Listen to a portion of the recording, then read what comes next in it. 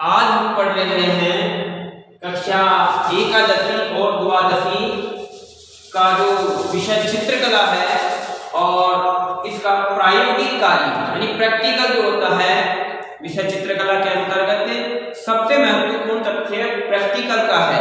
और यह प्रैक्टिकल जो इस विषय के अंतर्गत 70% मार्क्स का होता है।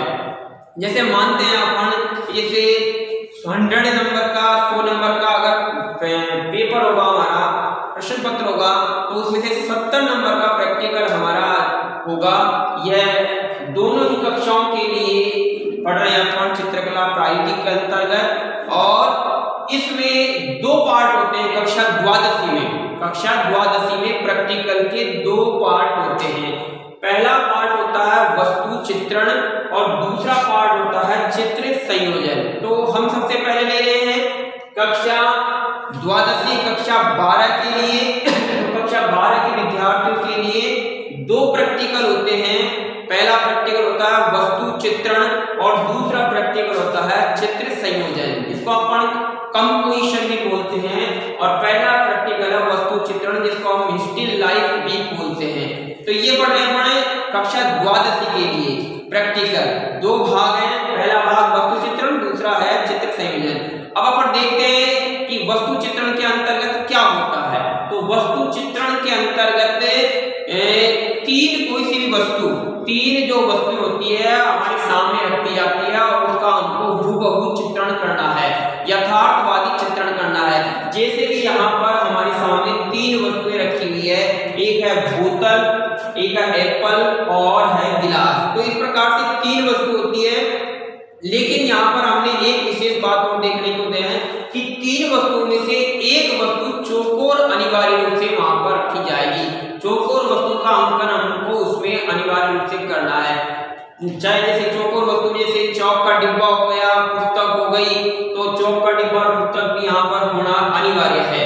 तो इस प्रकार से कोई सी भी तीन वस्तुओं का हम हूबहू यथार्थवादी होता है कि जो हमारे सामने है और उसका हमने हूबहू अंकन किया हो, ऐसा अंकन जब अपन करते हैं तो उसको बोलते हैं यथार्थवादी। तो यथार्थवादी शैली में इसका इन वस्तुओं का अपन को हूबहू अंकन करना है।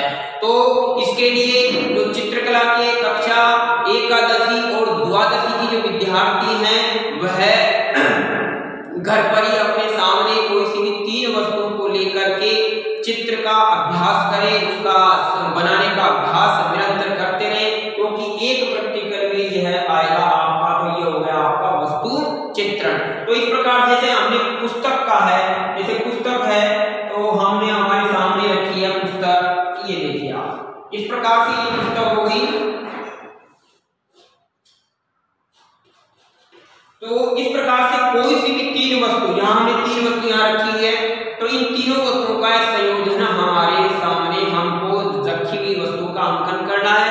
यह प्रैक्टिकल होता है कक्षा 11 और 12 के लिए और वस्तु चित्रण के अंतर्गत। इस प्रकार से तो यह इसका आपको अभ्यास करना है। तो इसमें बोतल है, गिलास है, कप है, जग है, मग है और चौक का डिब्बा है, पुस्तक है। इन जो वस्तुएं हैं इनका आपको निरंतर अभ्यास करते रहना, क्योंकि यही एग्जाम के अंतर्गत जो रखी जाती है और उनका आपको हूबहू अंकन करना होता है। एक प्रैक्टिकल हो गया। तो सबसे पहले इसका स्केच वगैरह बनाएंगे, उसका जो अंकन करेंगे, वस्तु कितनी बड़ी है कितनी छोटी है उसका इस प्रकार से अंकन करेंगे। फिर उसमें रंगांकन भी किया जाता है कक्षा द्वादशी के अंतर्गत। इसी प्रकार से दूसरा प्रैक्टिकल होता है कक्षा द्वादशी के लिए, वह होता है चित्र संयोजन का। चित्र संयोजन में कंपोजिशन भी हम उसको कहते हैं। तो चित्र संयोजन में कोई भी जो दृश्य जगत है, दृश्य जगत में कोई सा भी अंकन है वह करवाया जा सकता है, कंपोजिशन करवाया जा सकता है, या कोई भी तीज त्योहार से संबंधित है या कोई भी समसामयिक घटना से संबंधित है, ऐसा अंकन हम करवाया जाता है। जैसे दिवाली का दृश्य हो, होली का दृश्य हो, ऐसे कोई पनघट का दृश्य हो, पनिहारी का दृश्य हो, विद्यालय का दृश्य हो, पंचायत का दृश्य हो, बाजार का दृश्य हो, मैदान का दृश्य हो, खेल का दृश्य हो, ऐसा कोई सा भी दृश्य हो वह अंकन आता है चित्र संयोजन में। किंतु इसमें निश्चित रूप से अनिवार्य रूप से क्या होता है कि इसमें तीन मानव आकृतियां होना जरूरी है। जैसे दिवाली का दृश्य है और दिवाली प्रश्नावली के दृश्य में हमको 3 मानव आकृतियां जरूर रूप से बनानी है। विद्यालय का दृश्य हम बना रहे हैं तो विद्यालय के दृश्य में भी हमको 3 मानव आकृतियां बनाना आने वाले हैं। जैसा हमने वस्तु चित्र में पढ़ा है कि वस्तु चित्र में चौकोर वस्तु बनानी जरूरी है, और ऐसे ही चित्र संयोजन में 3 मानव आकृतियां कम से कम होनी चाहिए। अधिक से अधिक तो कितनी भी हो सकती है, 4, 5, 10, 15 जो भी है, किंतु 3 से कम नहीं होनी चाहिए। इस प्रकार से इन दोनों ही प्रैक्टिकल, इन दोनों ही प्रायोगिक कार्यों का आपको अध्ययन करना है, लगातार धीरे धीरे इनको अभ्यास में लेना है।